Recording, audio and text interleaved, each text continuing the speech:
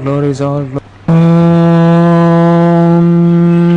Namo Bhagavate Vasudevaya.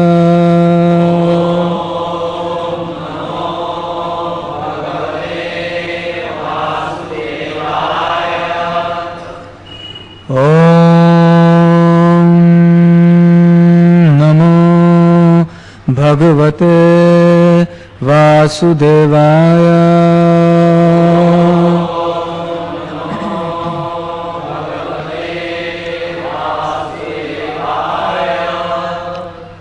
Om Namo Bhagavate Vasudevaya.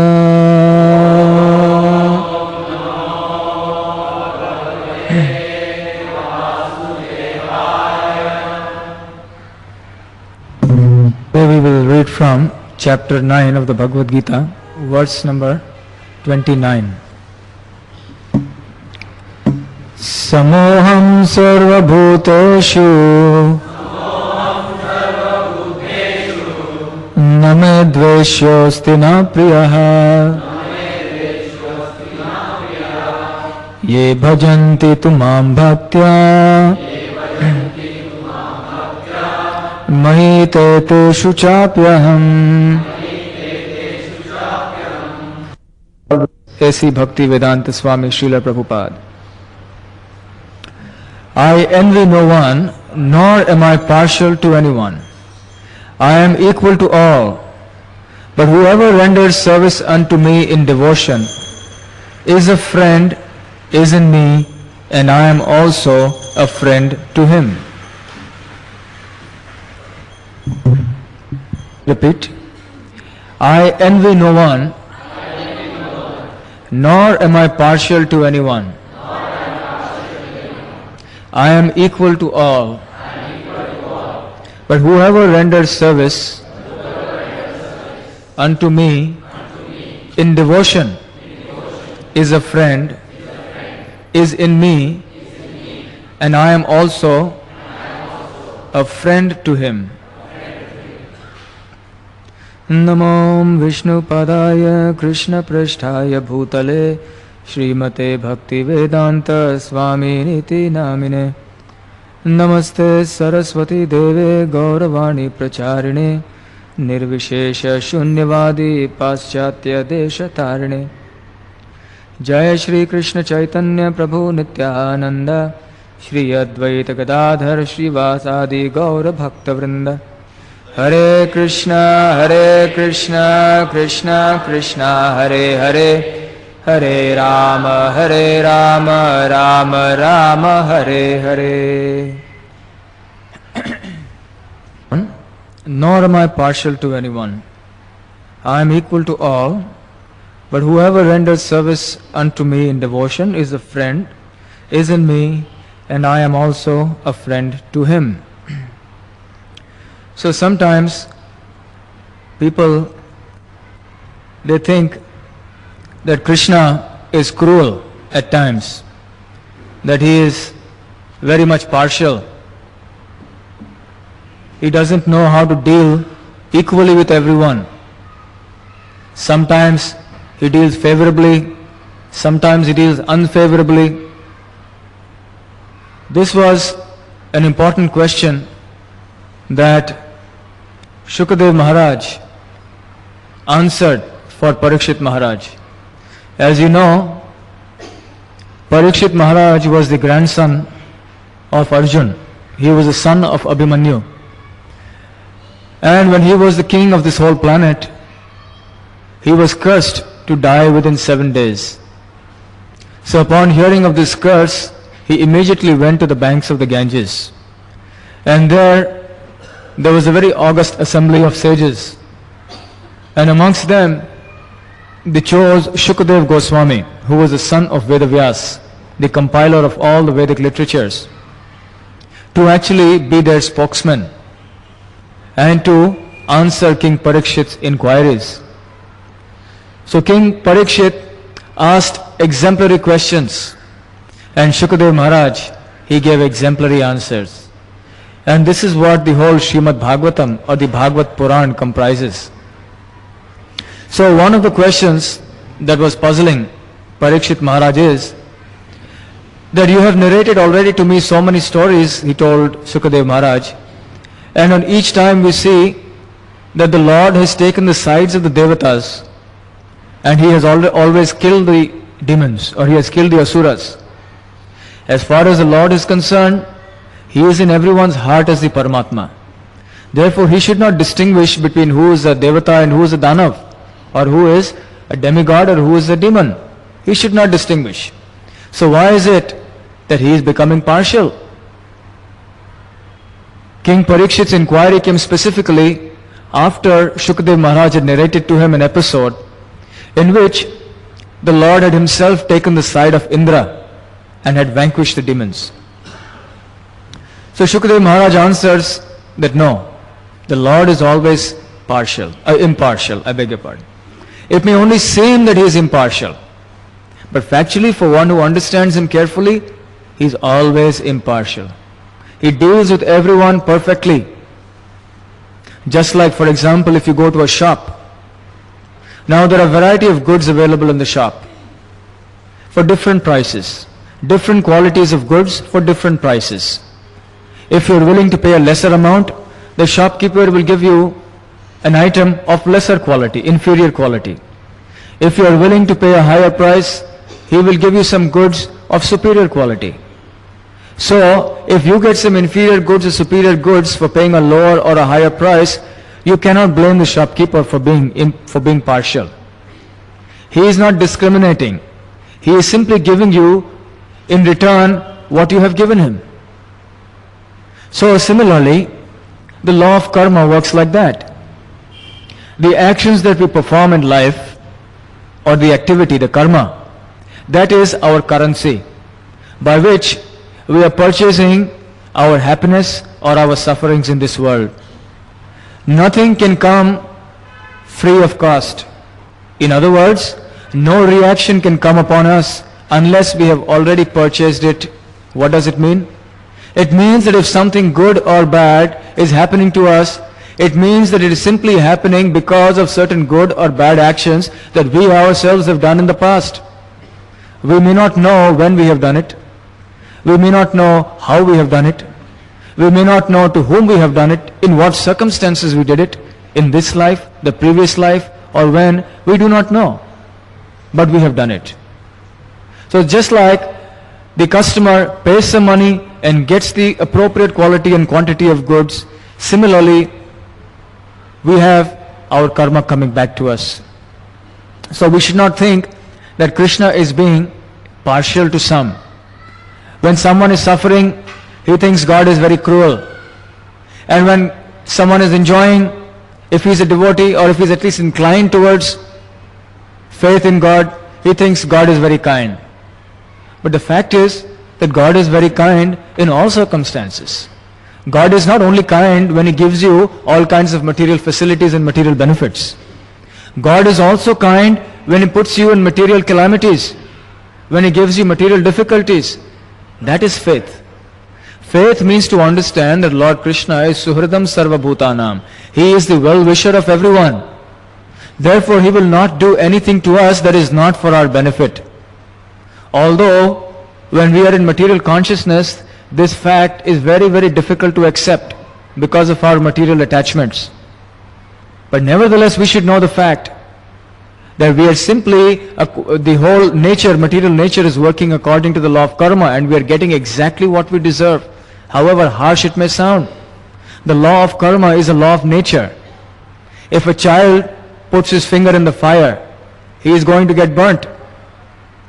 The fire doesn't see whether it's a small child, innocent child. He doesn't know what is fire and what is not fire. Similarly, the law of karma doesn't distinguish a rich man, poor man, educated, uneducated. Everyone is within the clutches of this law of karma. So therefore, we should not judge our happiness or our distress in terms of God being cruel or God being very kind. Another example. Suppose there is a high court judge. Now in his court, he is every day hearing the cases of so many criminals. And let us say there is a murderer who comes to his court. He sentences him to death after having heard the whole case. Now, is the judge responsible for his death, the criminal's death? It is only the criminal who has brought upon himself this particular situation. The judge is merely an agent. He is merely implementing the laws of the state. He is not implicated. He is not involved in the whole thing. He is not responsible for the actions that the criminal performs, neither the reaction. He is simply acting as an agent. Similarly, we should know that even in this material creation, there are laws. We may know it or we may not know it, but these laws will act upon us. And just as for any law you need someone who can implement it, we have the police force, we have the judiciary, so many departments are there. Similarly, in the universal administration also, Lord Krishna has many ministers. Who are those ministers? Yes? The demigods or the devatas. And there is one devata who is the minister of law and justice. Who is that? Yamaraj. So Yamaraj is the minister of law and justice in this particular universe. So he is dispensing our karma, our karmic reactions according to our karma. So therefore we can see that Krishna is aloof from all this business. He is simply acting through his agent. If I commit a theft and I am punished for it, I cannot accuse Mr. Narasimha Rao of being partial or impartial towards me. Although the police force and the judiciary is acting ultimately under him, but still we should know that he is aloof. He is not directly involved in coming and meting out the punishment. Similarly, although everything is going according to the instructions of Krishna, under his superintendence, Mayadhyakshena prakritihi suyate sa characharam, yet he is aloof and his agents are dispensing justice perfectly. Justice is perfect in the laws of God, in the kingdom of God, even here in this material world. It may appear to some people that, oh, this person, he's living such a sinful life and he's enjoying. This was in fact the question that Parikshit Maharaj asked. He said, the Shishupal, who is your cousin, he's talking about Lord Krishna's cousin Shishupal. He said Shishupal was so envious of Lord Krishna. Right from childhood, ever since he was a small boy, he was continuously blaspheming Krishna, always criticizing him at every conceivable opportunity. And in fact, when Shishupal was born, the astrologer predicted that he will be killed by Krishna. So the mother of Shishupal went hurriedly to Krishna and she got a boon from him, that please promise me that you will never kill my son. So Krishna said, I promise you on one condition. I will allow him to blaspheme me up to 100 times. When he crosses 100, then I will have to kill him. So she said, all right. So Shishupal used to always criticize more and more.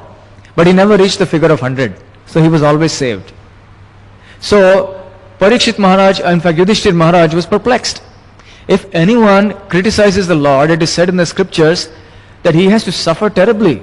He has to go to the hellish planets. He may even get leprosy and so many karmic reactions.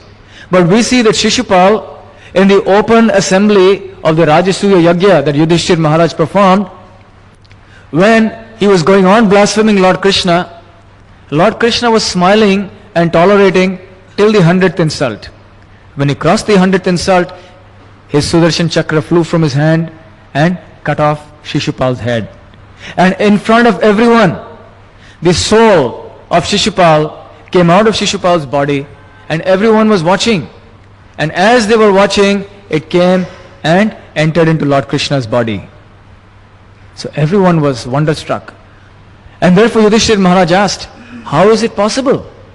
A person like Shishupal, who is so envious of Krishna, his soul is going and entering to Lord Krishna's body, when actually he should be going to hell.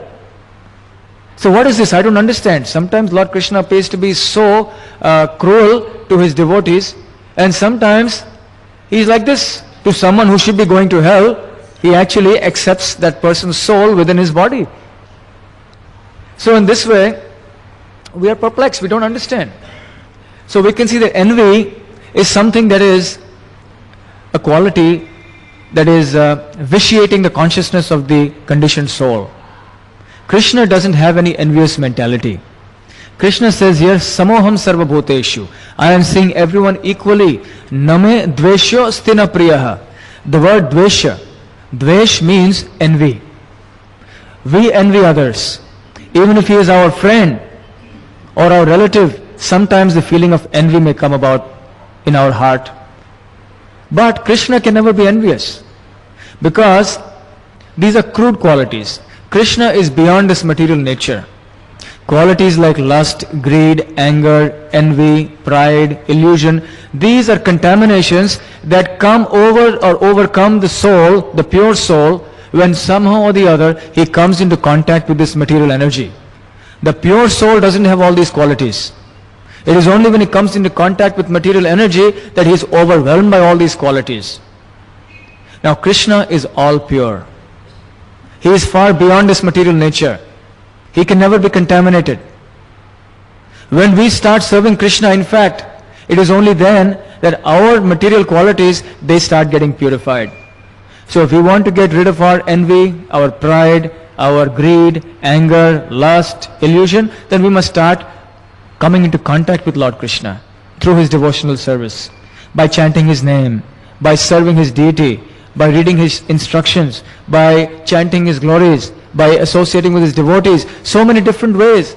So we can see that when by associating with Lord Krishna in so many different ways, even the lowest of the sinners is getting purified and becoming free from envy, how is it possible that Lord Krishna, who is the purifying agent, himself can be full of envy? That's not possible. We can see in the Bhagavad Gita, Lord Krishna declares, Vidya Vinaya Sampanne Brahmane Gavi Hastini Shuni Chaiva Shvapake Cha Panditaha Samadarshinaha. He says a person who is a learned sage, who has understood, who is self-realized, he sees all with an equal vision. The cow, the dog eater, the Brahman, everyone he sees equally because he's seeing the soul within. And therefore such a person is called a Panditaha, because he is Samadarshana. He sees everyone equally. So Samoham Sarva Bhuteshu. So when even an ordinary Jivatma, when he becomes self-realized, he becomes Samoham Sarva Bhuteshu, he sees everyone equally, then how much more so Krishna will be Samadarshana? How much more so Krishna will be impartial for everyone? How is it possible that Krishna can be unnecessarily cruel to someone or not cruel to anyone? Krishna is always kind to one and all. It is only because of lack of faith in our part that we see Krishna's actions or dealings in our life as being cruel. But actually, whatever he is doing is perfect for us. This is a question of faith. And that faith comes when we render devotional service. So therefore we can see Lord Krishna saying here, Samoham sarva bhuteshu name dvesho sthina priyaha. That I am equal to all, I envy no one, and I favor no one, I am partial to no one. But he uses one word in the next line, tu. Tu means but. Having declared that I am impartial and I favor no one and I am not envious of anyone, but whenever you hear the word but, immediately you are cautious, isn't it? You ask somebody, I have loaned you some money, now will you return it? Yes, definitely I will return it, but immediately you are cautious. But, now finish, now I don't know. So immediately when someone sees the word tu, but, now what is he going to say? He's already said that he is impartial, that he's not partial. Now but what? Let us see. Ye bhajanti tumam bhaktya maite teshu chapyaham. He says, although I am impartial, yet when it comes to my devotees, then I am also a friend to him. Because he is a friend to me, therefore I am a friend to him. Therefore I am partial to him. Now this is surprising. You may say, just see, Lord Krishna is famous for breaking his promise. Last time we discussed that, isn't it? How Lord Krishna promised that he would not fight in the battle of Kurukshetra. And yet to save his devotee, he lifted up the wheel of the chariot and came running towards Bhishma to attack him. And he broke his own promise. And that's what it appears Lord Krishna is doing right now. Someone may question, just see, he has not even waited for the next shloka contradict himself. He's doing it in the same shloka. First two lines he's saying, I'm impartial, I envy no one, I favor no one, but I'm partial to my devotees. So what's the meaning of this impartiality? So is he really impartial or is he not impartial? So what is the meaning of saying that I am partial to my devotees? Can someone explain? Why does he say this? Having immediately said, and I am impartial, immediately he says, I am impartial to my devotees. Why does he say this? Can anyone say this? Answer? Therefore? No. Ye yatha mam prapadyante tam tathaiva bhajamyaham mama vartmanu vartante manushya partha sarvashaha. O Arjuna, as one surrenders to me, I reciprocate accordingly and I reward him in reciprocation. In other words, if you want to be Krishna's devotee, Krishna says, alright, I will accept your love and I will also reciprocate. If you want to be my enemy, alright, I will also take the role of your enemy, whatever you like. So we should not question why Krishna is becoming this person's friend, because he wants to be his friend. Krishna says, he wants to be my friend, so I'm also becoming his friend. So why are you envious? If you want me to become your friend, you become my friend and then I will become your friend. Simple. So is there partiality here? So although Krishna says, I am my devotee's friend, but anyone can become his devotee. There is no barrier. It is not that only people who are learned can become devotees. There is no material impediment in becoming Krishna's devotee. So if you want to simply become Krishna's friend, Krishna says, I will also become your friend. And if you want to become my best friend, I will also become your best friend. How friendly do you want to become to Krishna? That much friendly Krishna will become with you. So it's simply the question of reciprocation. Reciprocation means to give and take. This is personality, personalist philosophy. The bhakti philosophy is personalist philosophy. Natvevaham jatu nasam, natvam neme janadhipaha. Lord Krishna explains to Arjuna that, O Arjuna, all the assembled kings, soldiers, including you and me, there is never a time when we did not exist. And nor will there be a time in the future when we will cease to exist. We have always existed as individuals and we will always exist in the future as individuals. So individuality is an eternal quality of the soul. And therefore, how much more should Lord Krishna also eternally be an individual? Of course, the personality of Lord Krishna is not a limited personality like our personality. Therefore, when we say that Lord Krishna is ultimately a person, we should not think that Lord Krishna is a limited, finite, defective person like us. Lord Krishna is the supreme person. Ishvara Paramah Krishna Satchitananda Vigraha Anadiradir Govinda Sarva Karana Karanam. He is the unlimited person. His personality is completely spiritual. The Jivatma is also a person, Krishna is also a person. When you have persons, two persons, there is a relationship. When you talk of a relationship, there is give and take, there is reciprocation. The impersonalists, people who consider that God has no form, ultimately God is formless, ultimately the Jivatma doesn't have any individuality, ultimately the Jivatma simply merges and extinguishes his individuality, they cannot understand this wonderful reciprocation that goes on between the devotee and the Lord. Therefore, it is only from the point of view of this personalist understanding of bhakti philosophy can we understand clearly why somebody is a devotee and why somebody is an atheist. Without understanding that the devotee is a person and Krishna is a person and that the relationship between them is one of devotion, we cannot understand how somebody is forgetful of God and how somebody is always remembering God. So the word reciprocation, give and take, is the key phrase in Krishna's dealings with all his parts and parcels. Not only his devotees, but even his non-devotees. You see, we make a distinction, devotee and non-devotee. But for Krishna, everyone is his part and parcel. All the Jivatmas are his children. Krishna says, Aham bija pradahapita, I am the seed-giving father of all. A father doesn't distinguish between one child and the other. All his children, he loves them equally. The children may not love the father. One child may love the father more than another child. But the Father loves everyone equally. Similarly, Krishna doesn't make a distinction. He is simply dealing with each person as that person wants to deal with him. So this is reciprocation. And that is how we can understand this shloka. And that is how we should understand Lord Krishna's feeling of equality. So therefore Lord Krishna says, for one who wants to become my devotee, my friend, I become his friend. So the word bhajanti is very important here. You see, there are certain words in Sanskrit which cannot be exactly translated into English.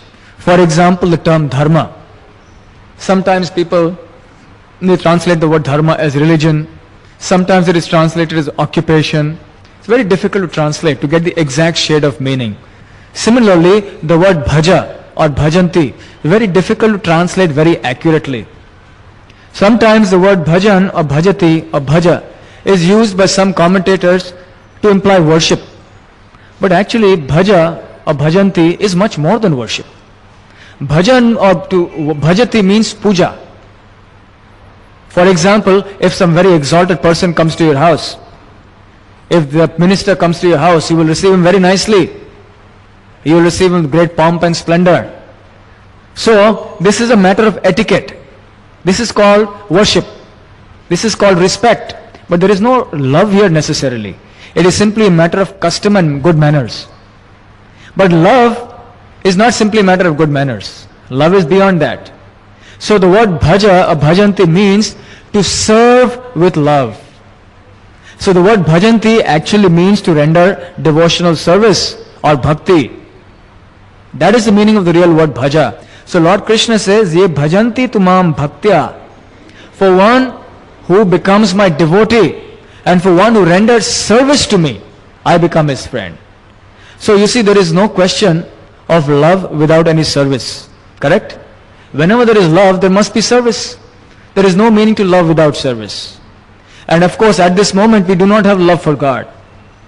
So even if we simply start serving, that love will come. Although there is no love, but you serve God and that love will develop. How this love will develop, we will discuss perhaps some other time. But the important point is Lord Krishna says that there must be love. When there is love, then automatically this reciprocation becomes very sweet. It becomes very relishable. And this is in fact the constitutional relationship between the Jivatma and Krishna. It is one of love. It is only when we forget that relationship that we are in so much of illusion and trying to establish and find satisfaction in so many other temporary relationships of this world. So Lord Krishna says that for one who has become my devotee, Lord Krishna says, I also reciprocate. And how? In what a wonderful way Lord Krishna reciprocates. What does he say? If you become my devotee, what does Lord Krishna say? Yes? What's the reciprocation? That's what Krishna says. Just see. Krishna says, you surrender to me, I will surrender to you. You give everything up for me, I will give my everything to you. This is Krishna. This is how great Krishna is. If somebody comes to us and surrenders to us, or he offers us respect, we like it very much. Yeah, yes, just see how great I am. If somebody gives us something, we like to accept. But Krishna is saying, if somebody gives me everything, I give my everything to him. What is Krishna's everything? Everything. But what is our everything? How much do we have to give anyway? Krishna, so when Krishna gives his everything to us, we can imagine how much Krishna is sacrificing. Sometimes when we come to bhakti, we may give up our family, we may give up our money, we may give up our job, we may give up our this or that, and we feel, oh, I have given up so much for Krishna. I have given up my everything for Krishna. How much is that everything? Insignificant. It was not ours in the first place. But Krishna, everything is his. And Krishna says, I am willing to give up my everything to one who has given up his everything. This is the meaning of reciprocation. So therefore we can see that Krishna says, Mai te teshu chapyaham. That for a person who has given his everything, I become his devotee actually. And I relate to him in this mood of loving transcendental devotional service. So there are many, many stories in the scriptures of how Lord Krishna gives himself up to his devotees. In fact, Lord Krishna becomes so helpless that he pleads that I cannot, in fact, you have given me so much that even my everything is insufficient to pay you back for your everything. The most exalted example of the devotees, the greatest devotees of Lord Krishna are the gopis of Vrindavan. The gopis are very much misunderstood. The relationship between the gopis and Krishna is much misunderstood by those who don't have devotion, by those who don't have spiritual knowledge. People think that the relationship between the gopis and Krishna is just a mundane relationship, just like that seen between a man and woman in this world. Nothing can be further than the truth. The relationship between the gopis and Krishna is completely a spiritual relationship. It is in the platform of pure, selfless spiritual love. What is called love in this material world is not love at all. But the gopis are the highest example of the love for Krishna. So, these gopis, their love was so great that Krishna, he tells, I find that I have nothing left to return to you. And you are giving me more and more still. And now I find that my pockets are empty. My coffers are empty. And nothing is left for me to give to you now. So what can I do? So please understand, I am helpless now. Your love is so great that you have conquered me by your love. So I cannot repay you now. So please consider that your only repayment is the service that you are rendering to me. Let that be your only repayment, because at least I am not in a position to repay you anymore. This is the position of Krishna. And this is the way that Krishna's devotee, by this process of reciprocation, actually becomes greater than the Lord. Just see, those who are following the impersonalist path, they try to become one with God. But Krishna's devotees never desire to become one with the Lord. They always want to be Krishna's servant. But because they want to be Krishna's servant, Krishna makes them more powerful than him. He makes them greater than him. This is the greatness of God. The greatness of a person can be understood by how humble he is willing to become. Isn't it? That is the real criterion. So Krishna is becoming so humble that he says, I am helpless now. You are everything. So in this way, for one who is always seeing Krishna everywhere out of love, Krishna says, I will never be lost to that person. In fact, in the 6th chapter of the Bhagavad Gita, Lord Krishna explains, Yomam pashyati sarvatra sarvam chamai pashyati tasya aham na pranashyami sachame na pranashyati. He says, for one who sees me everywhere and for one who sees everything in me, what happens? I am never lost to him, nor is he ever lost to me. What is the meaning of this? The meaning is that such a person will always see Krishna everywhere. You see, although a pure devotee of the Lord, he sees the different manifestations of material nature. He will see this table, he will see the fan, he will see the lights. He sees apparently all these separate manifestations of nature. But actually, he is seeing only Krishna everywhere. How? Because he understands that everything is simply a manifestation of Krishna's energy. And therefore, in this way, he is always seeing Krishna. Srila Prabhupada would explain it in this way, that supposing there is someone that you love very much, if you see his spectacles, you will say, oh, this is my friend's spectacle. By seeing the spectacle, you remember the owner of the spectacle, isn't it? Everything belongs to Krishna. Everything is Krishna's energy. Therefore, a pure devotee of the Lord who understands this fact very well, whatever he sees, he thinks of Krishna. So he sees Krishna everywhere, although apparently he appears to see the various different forms of things in this world. But actually, he is simply getting reminded of Krishna at every moment, everywhere. So Lord Krishna says, this person is always seeing me, and therefore I am also never lost to him. Not only is he never lost to me, but I am also never lost to him. Suppose you lend, since we are talking about lending money, suppose you lend money to somebody, you will never let him out of his sight, isn't it? You are seeing him everywhere, correct? Everywhere you go, you want to see him. Make sure he doesn't run away, correct? But what about that person? Does he want to remain seen? He wants to be away from you, isn't it? So although you want to see him all the time, but he doesn't want to be seen by you all the time, so he tries to run away. and then you try to catch him and make sure that he's there, isn't it? But Krishna says, don't worry. This kind of thing won't happen. If you are seeing me everywhere, then I will also make sure that I don't disappear from your sight. I will also be with you. I will never run away. And I will be there. And not only that, I will also see you at every moment. Just as you are seeing me at every moment, I will also begin to see you at every moment. This is reciprocation. Our goal of life is to always remember Krishna. Is it not? There are so many rules and regulations in our Krishna in our literatures, in our Vedas, in our Puranas, Upanishads. But the essence of them is to always think of God. Because at the time of death, you will be tested according to what you are remembering. Yam yam vapi smaran bhavam tyajatyante kalevaram tam tam evaiti kaunteya sada tad bhava bhavitaha. O son of Kunti, whatever you think of at the time of death, that state you will attain after death. Antakale cha mameva smaran muktva kalevaram yah prayati samadbhavam yati nastyatra sanshayaha. If you're thinking of me at the time of death, Lord Krishna says, you will come back to my abode. So thinking of Krishna at the time of death is the perfection of life. How can you think of Krishna at the time of death? Only if you're thinking of Krishna all the time when you are living. So therefore it is said in the Padma Purana, Smartavyah satatam Vishnur Vismartavyo na jatuchit Sarve vidhi nishedhasyur etayo eva kinkarah. It says that Smartavyah satatam Vishnu, to always remember Lord Vishnu or Lord Krishna. Vismartavyo na jatuchit, to never forget Lord Vishnu or Krishna. These two fundamental principles, what about them? Sarve vidhi nishedhasyur. Vidhi nishedh means all the rules and regulations of the scriptures. What are they? Etayor eva kinkaraha. Kinkar means servant. So all the rules and regulations of the Shastra are simply meant to fulfill, to bring us to the platform of fulfilling these two rules and regulations. What are they?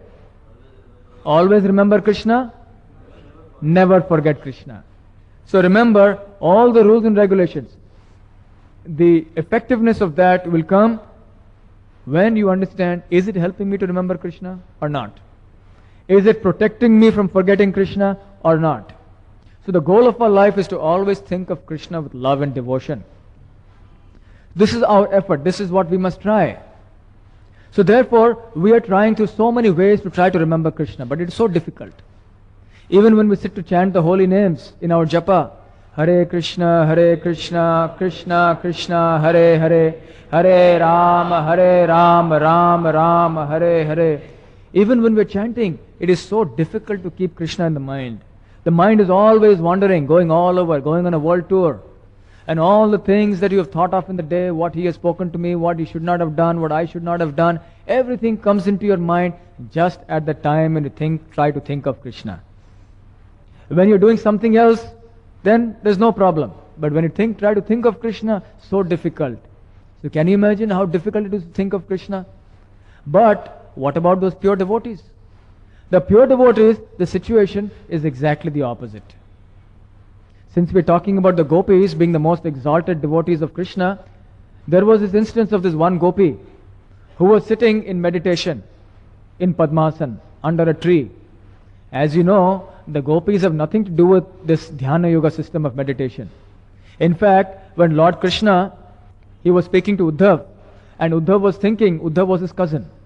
And Uddhava was thinking, I am such a nice devotee of Krishna. I am the best devotee. So Krishna wanted to teach him, what is the real devotee? Who is my best devotee? So on some pretext, he sent Uddhav to Vrindavan, that please convey this message to the gopis. So Uddhav went on a message thinking that he was taking Krishna's message to the gopis. And when he went to the gopis, he was giving them so much knowledge about how they should always meditate on Krishna and how they should do this and that. He was preaching to Krishna so much of Gyan and everything. So the gopis told him, Uddhav, we have nothing to do with all this Gyan, Karma, Dhyan and everything. Don't preach to us to meditate. Because that is not our business. We have nothing to do. We are only thinking of Krishna. We have no business with all these other forms of yoga and everything. So given this background, what was this one gopi sitting under a tree in Dhyan, in perfect back erect, sitting with cross-legged? So another gopi asked her, my dear friend, what are you doing? Don't you know the Brajvasis, they never meditate like this. What are you doing? So she says, this Krishna, he's such an irresponsible person. He has stolen our hearts. We have given our everything away to him. And he has left us and gone to Mathura. And now he is enjoying in Mathura. And now I'm heard that he has also gone to Dwarka. He will become a big king over there. So I don't want to think of Krishna now. I want to forget Krishna. But somehow or the other, I'm not able to forget Krishna. So I'm sitting in meditation, trying to push him out of my mind. But see, what a situation that is just not possible. I'm trying to forget him, but I'm not able to do it. Because he's refusing to go from my heart. He's continuing to remain there. Just like in the trains, when someone gets hold of a seat in the suburban trains, whatever you may do, he will never let go. There are certain very strategic positions in the train, especially in the direction opposite to the movement, where there is breeze, near the door, near the window. So people occupy all these strategic positions, and people try to maneuver and somehow push, pull to get into that position. But he's always firmly fixed. Whatever you may try, he will never move from that position. So Gopi is thinking, I'm trying to dislodge him from my heart. So much effort I'm putting with all my attention, I'm focusing. Come on, go outside my heart, but he's refusing to go.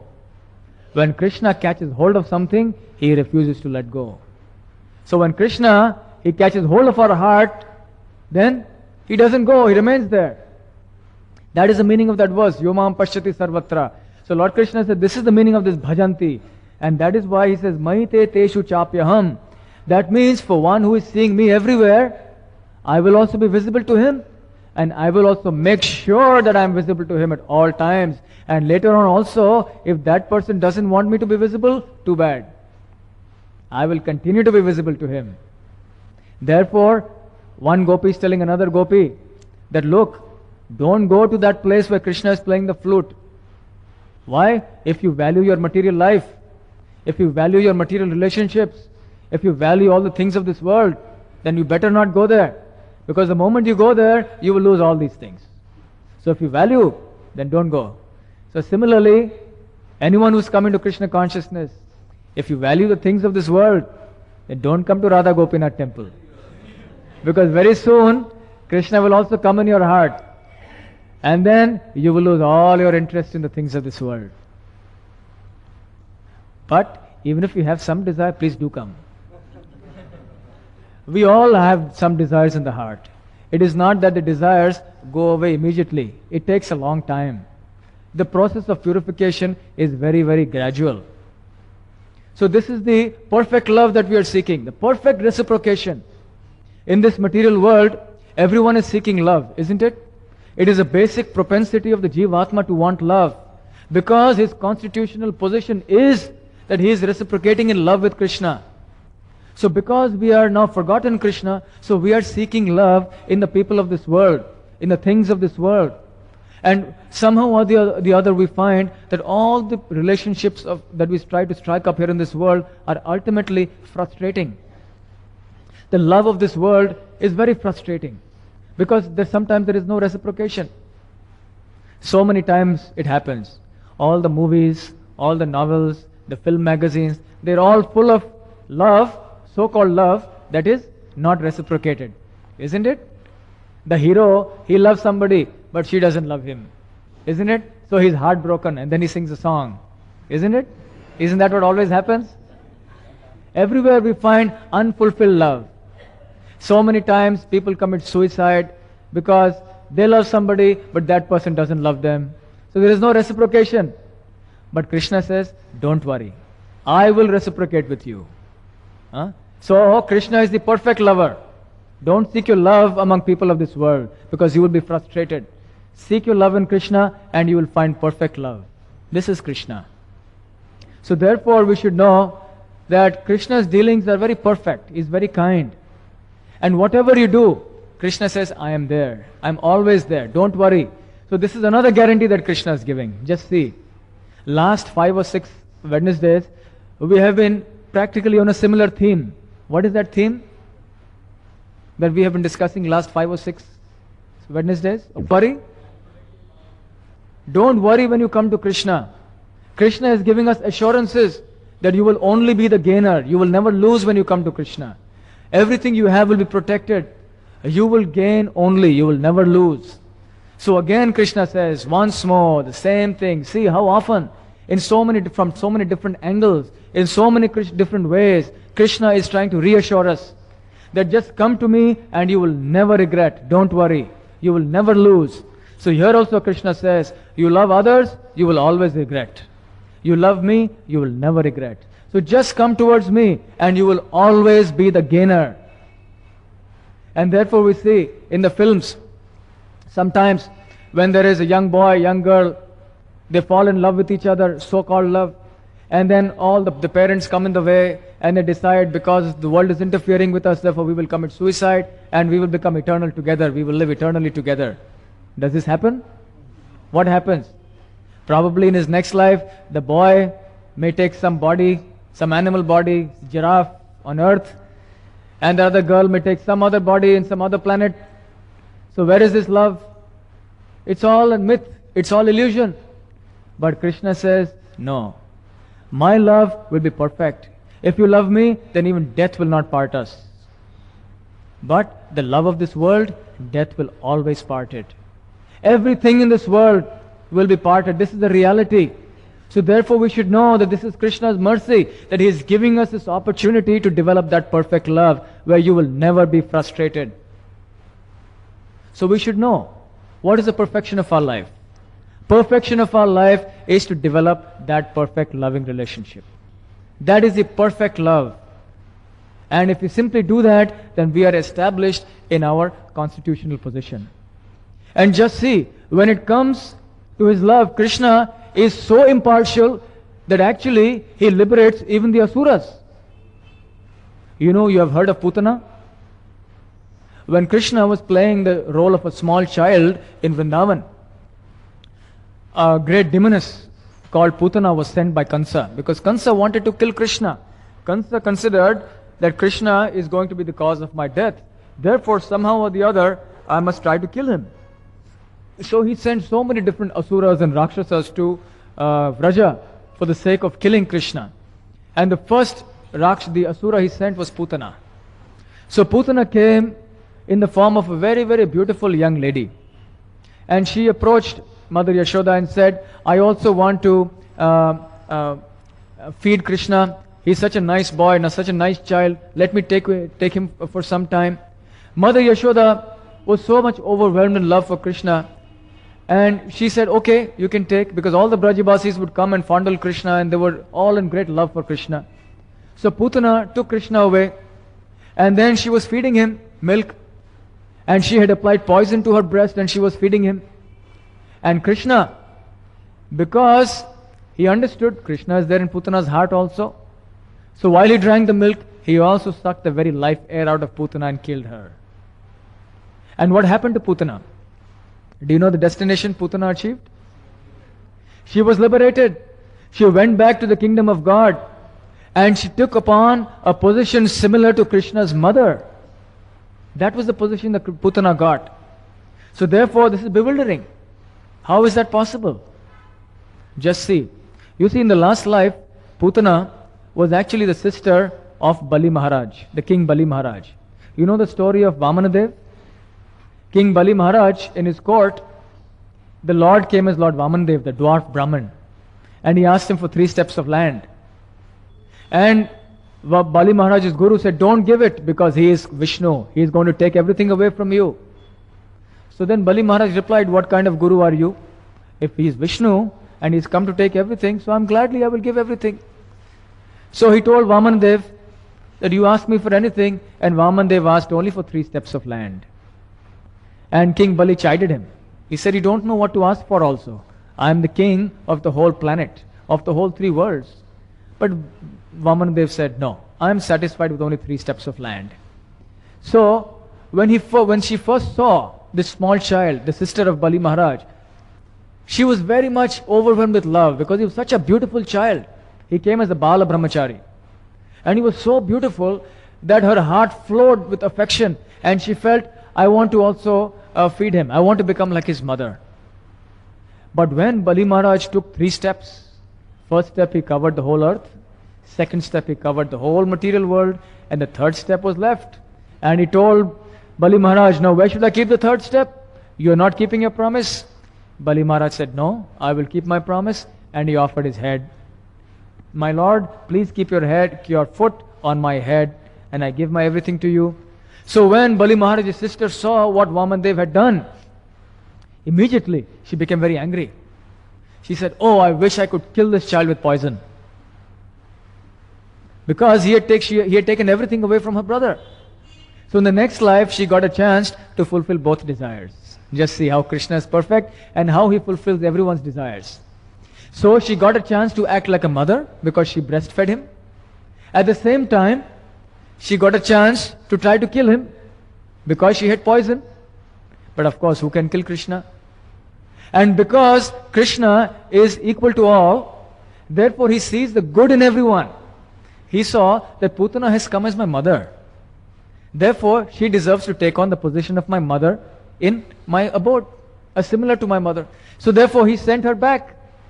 But then, because she had a sinful desire to kill Krishna, so because of the intense pain that was caused to her at death, that was the price she had to pay to purify her heart of all the sinful desire that she had. So just see, Krishna put her in tremendous pain for those few moments. But with that pain, he completely purified her. And then what was left in her? Only the sentiment of a mother. So Krishna sees the good in everybody. Our nature is that we see the bad in everybody. But Krishna sees the good in everyone, and he only sees that, and he promoted Putana to the spiritual world. So this is the glory of Krishna. So even if a Rakshasa, an Asura, even has some good desire towards Krishna, Krishna is only looking for an excuse. So it is not a fact that Krishna is partial to the devatas and actually he is cruel to those who are not his devotees. Krishna is impartial to everyone, but those who want to become his devotees, Krishna says, to whatever extent, even if this much extent you want to become my devotee, I will reciprocate. Therefore, we should also try to reciprocate with Krishna more and more, as much as we can. And the best way for reciprocating with Krishna is through the medium of his holy names. Hare Krishna, Krishna Krishna, Hare Hare, Hare Ram, Ram Ram, Hare Hare.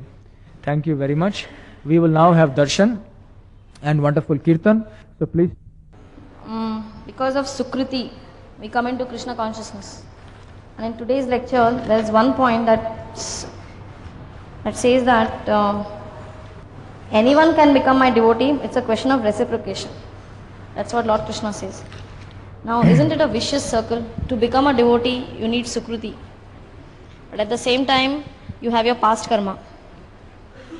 And then, for example, there must be a person who's not taking Krishna consciousness because of his past karma. So that adds on and adds on and adds on, and will never become a devotee. So, wanting to become devotee, last time I was giving the example of the fan. How when you switch off the fan stops, but not immediately. It takes time. So, wanting to come to Krishna consciousness, having the desire, is like switching it off. So depending on your sukriti, depending on your karma, the stock of bad karma that you have and the stock of good sukriti that you have to come to Krishna consciousness, it will depend how long the fan takes to come to a stop, but it will. So both these things are important. So you have to have the intense desire. And there is no material impediment in your prosecuting Krishna consciousness. You are coming to Krishna consciousness after many lifetimes. Yesham tvantagatam papam jananam punyakarmanam te mohadvandu nirmukta bhajante mam dridhavrata. So anyone who is engaging in the devotional service of the Lord with great determination is to be understood to be in that position only after many lifetimes of cultivating Sukriti and when all the sinful reactions in his heart have been destroyed. So the process of destroying all those sinful reactions and the process of performing more and more devotional service till you come to that platform of Dridhavrata takes many lives. So we have to begin. So by the process of beginning your Krishna consciousness with your desire, eventually your lack of Sukriti or your abundance of sinful reactions may be an obstacle.